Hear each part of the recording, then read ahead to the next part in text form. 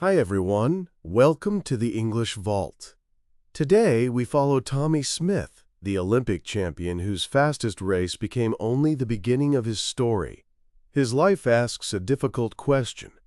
What happens when a moment of victory becomes a moment of conscience, and silence speaks louder than applause? Chapter 1. A Runner from a Difficult America. Tommie Smith was born in Texas in 1944, into a large family that knew hard work, limited money, and the pressure of a country divided by race. His childhood was not shaped by luxury. It was shaped by movement, responsibility, faith, discipline, and the quiet lessons that come when a family has to keep going without many guarantees. When he was young, his family moved to California. That move opened new possibilities, but it did not remove the realities of discrimination. Tommie grew up in an America where black citizens could win admiration in public and still face barriers in daily life. The country could celebrate speed, strength, and entertainment while still struggling to honor equal dignity. Sports gave Tommie a place to discover his body and his focus. He was tall, smooth, and unusually graceful when he ran. Some sprinters looked like they were fighting the track. Tommie often looked as if he was gliding over it. His stride became one of the most recognizable in the world. But speed did not make him simple. The mistake many people make with athletes is to treat the body as the whole person. Tommie was not only legs and lungs. He was a young man, watching his country, listening to conversations, noticing unfairness, and asking what success should mean when people outside the stadium were still fighting to be treated as fully human. At San Jose State, he developed as an elite athlete in a special environment. The school became known for speed, training, and serious track excellence. It also became connected to conversations about civil rights, athlete responsibility, and the meaning of representation. Tommie was being prepared for races, but also for a larger stage. The campus around him was not isolated from the country. Students debated war, poverty, equality, and freedom. Coaches wanted performance, but athletes were also reading newspapers, hearing speeches, and watching families struggle. Tommie learned that discipline on the track could not erase the questions waiting outside it. His speed made him visible, and visibility made neutrality harder. His rise did not happen in a peaceful decade. The 1960s brought civil rights marches, assassinations, war, student protests, and deep national tension. For many Americans, the country felt like it was arguing with itself in public. For black athletes, the question became sharper. Should they simply perform, or should they also speak? Tommie did not begin as a symbol. He began as a runner with talent, discipline, and a quiet seriousness. But history sometimes moves toward a person before that person fully understands the size of the moment. The track was leading him toward the Olympic Games, and the Olympic Games were leading him toward a decision that would change his life. Chapter 2. Speed with a Larger Question. Before Tommie Smith became known for a gesture, he became known for speed. He broke records and forced people to rethink what was possible in the 200 meters. His running carried a rare mix of relaxation and power. He could seem calm while moving at a pace that made everyone else look strained.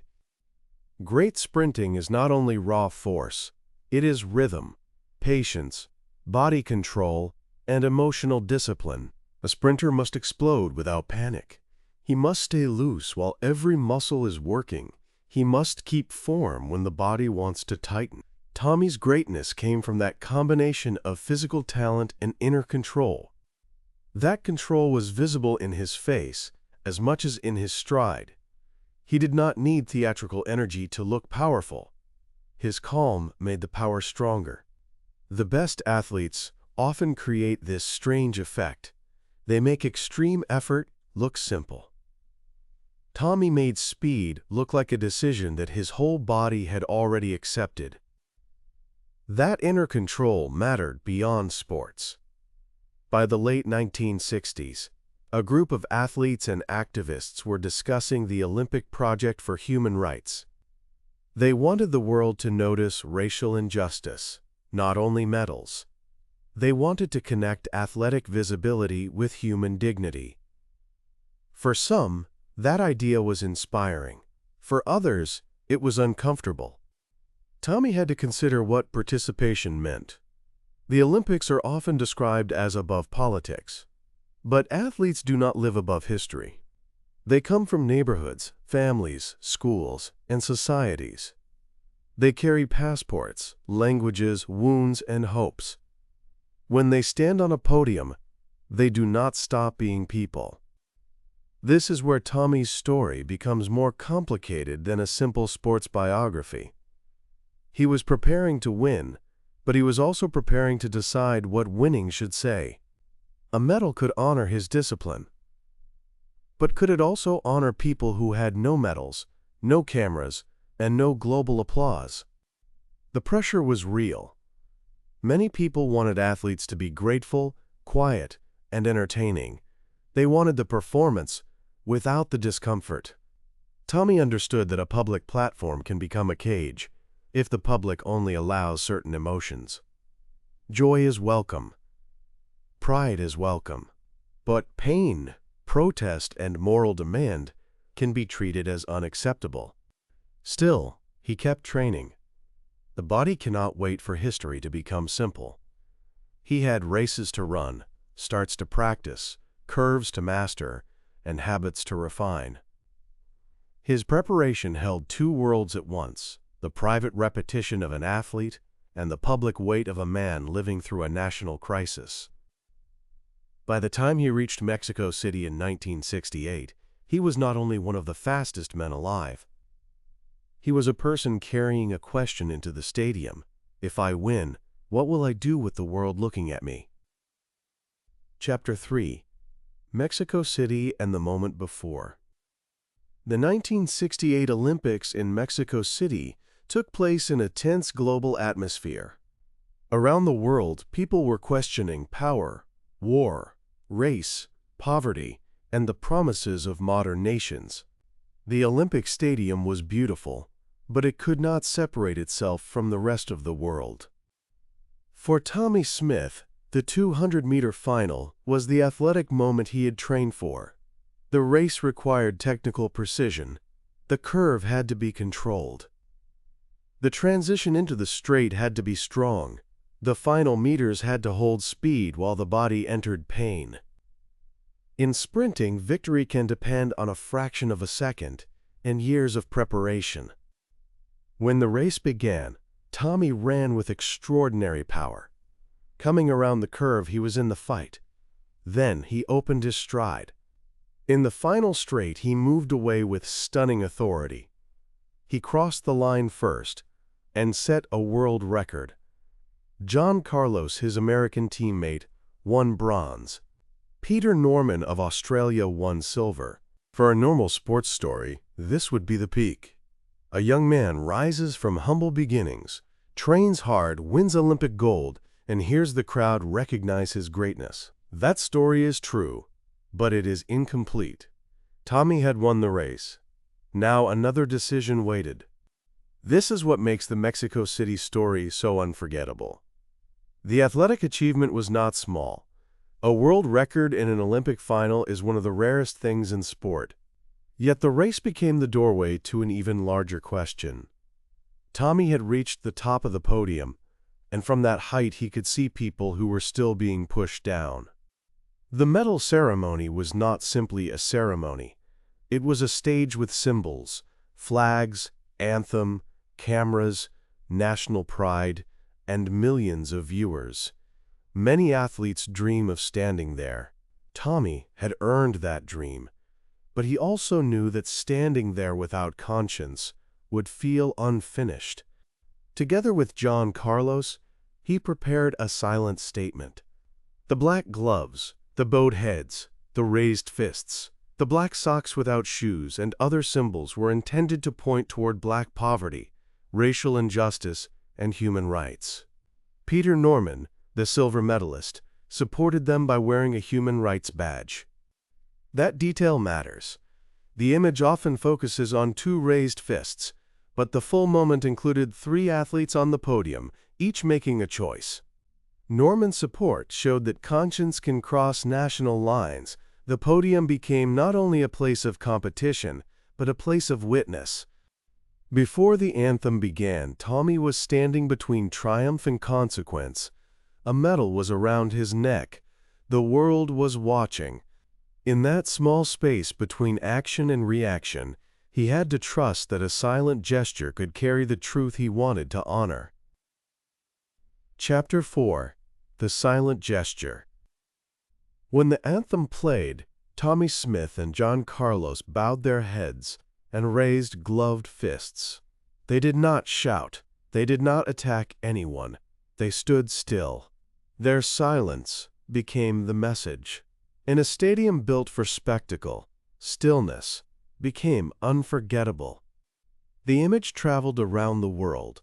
For some viewers, it was powerful and courageous. For others, it was offensive or disruptive. That divided reaction is part of why the moment remains important. A gesture that asks people to see injustice will often be judged first by people who do not want to see it. Tommie later explained that the gesture was about human rights, not hatred. It was a call for dignity. It was a way to use Olympic visibility to remember people who were suffering outside the stadium. The raised hand was not a rejection of excellence. It was excellence refusing to become disconnected from conscience. The power of the image came from its restraint. There was no long speech, no microphone, no dramatic movement. The athletes created a language of symbols. The bowed head suggested mourning and prayer. The raised fist suggested strength and solidarity. The shoeless feet suggested poverty. The badge suggested a cause larger than one race. This is why the moment still teaches us. Sometimes the most powerful communication is not the loudest. Sometimes it is the clearest. Tommie Smith used the exact visibility he had earned through excellence, and he turned it toward people who were not being heard. But moral clarity does not protect a person from punishment. In fact, it can attract punishment. The Olympic authorities responded quickly. Tommie Smith and John Carlos were suspended from the U.S. team and removed from the Olympic Village. Their athletic triumph was immediately followed by institutional rejection.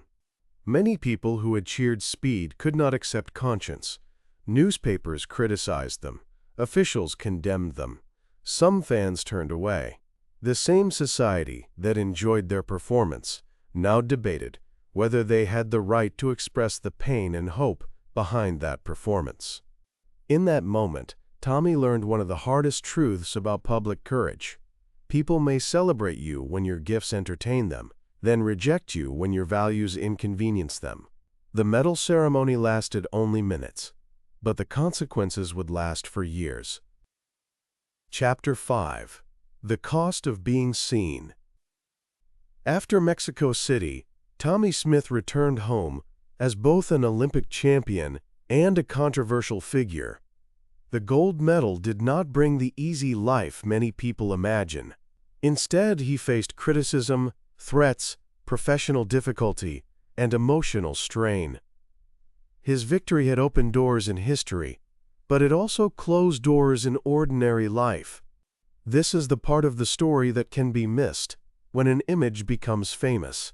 A photograph does not show the bills, the job searches, the tension inside a family, or the private moments when a person wonders how much a decision will cost.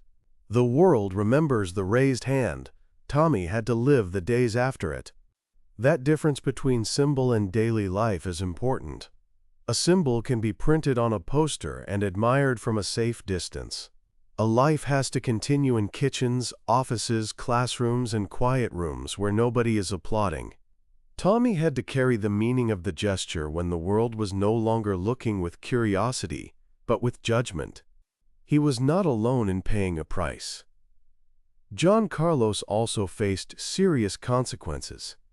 Peter Norman returned to Australia and experienced his own forms of rejection and misunderstanding. The podium image connected them, but each man carried the cost in a different national story.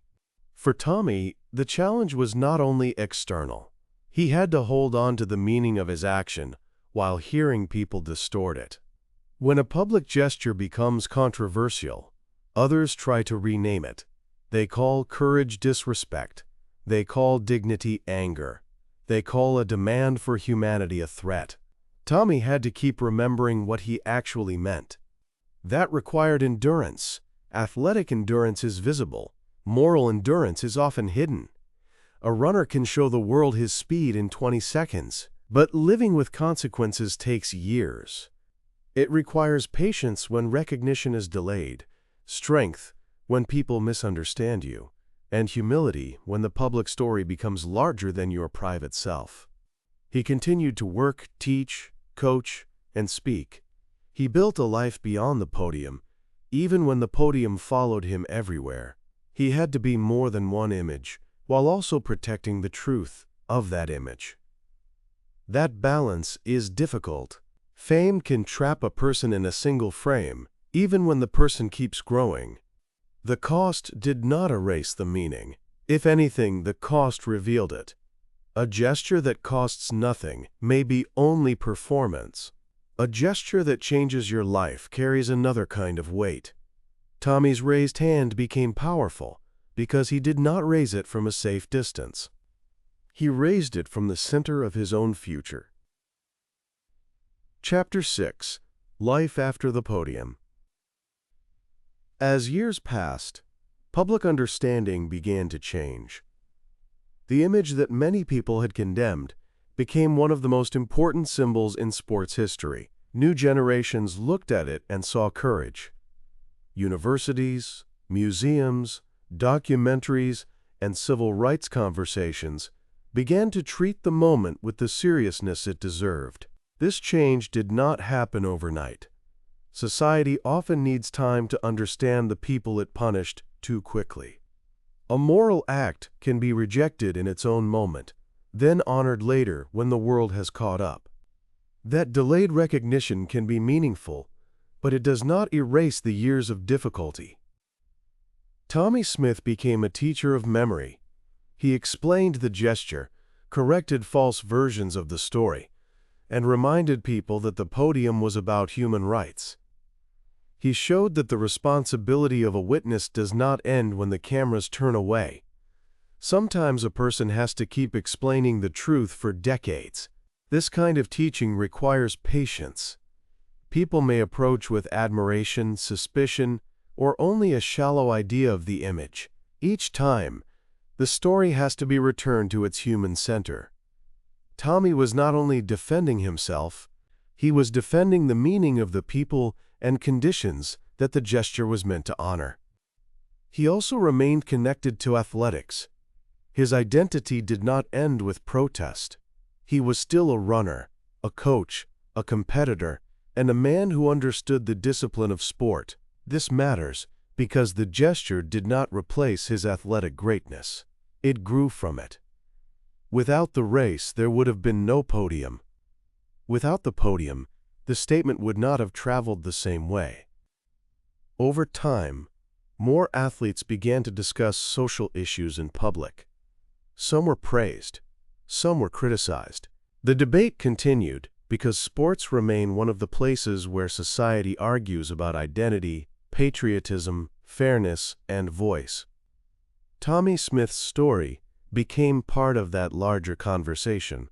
But the most human part of his later life may be the way he carried both pain and purpose. He did not become only bitter. He did not pretend the cost was small. He lived with complexity.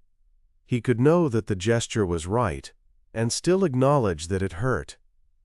That honesty makes his story stronger, not weaker. In a culture that often wants heroes to be simple, Tommie Smith remained complicated in the best sense. He was an athlete, a citizen, a witness, a father, a teacher, and a man marked by one unforgettable image. The image did not contain his whole life, but it revealed something essential about it. Chapter 7: What a raised hand still means. Today, the image of Tommie Smith on the Olympic podium is part of global memory. It appears in books, classrooms, museums, and conversations about sports and justice. Many people who were not alive in 1968 still recognize the bowed head and raised fist. That is the strange power of a true symbol. It keeps speaking after the moment ends. But the symbol should not become empty decoration. It came from real risk, real pain, and real human concern. If we admire the image without understanding the cost, we miss the lesson. Tommie Smith was not posing for history. He was acting inside history without knowing how history would treat him. His story asks us to think about courage carefully. Courage is not always loud. It is not always popular. It is not always rewarded quickly. Sometimes courage is a controlled breath before the anthem. Sometimes it is a bowed head. Sometimes it is accepting that people may misunderstand you, because silence would be a deeper betrayal. It also asks us to rethink success. Tommie won Olympic gold and set a world record, but the world remembers him most for what he did after winning. That does not reduce the athletic achievement, it expands it. His victory gave him a platform, and his conscience gave the platform a purpose. For anyone learning from his life, the question is not whether every person must make the same gesture. The question is whether we are willing to connect our talents to our values. A runner has speed, a teacher has words, a parent has example, a worker has integrity. Each life has some kind of podium, some moment when a choice becomes visible. Tommie Smith reminds us that dignity can stand quietly and still change the sound of a room. He reminds us that history is not only made by speeches and laws, but also by bodies standing in the right place at the right time with the right meaning. He reminds us that a silent action can become a language people are still learning to read. If this story stays with you, let it be, because Tommie Smith showed that the finish line is not always the end. Sometimes it is the beginning of responsibility. Sometimes the greatest race is what happens after the medal, when the crowd quiets, the judgment begins, and a person has to live with the truth he chose to raise.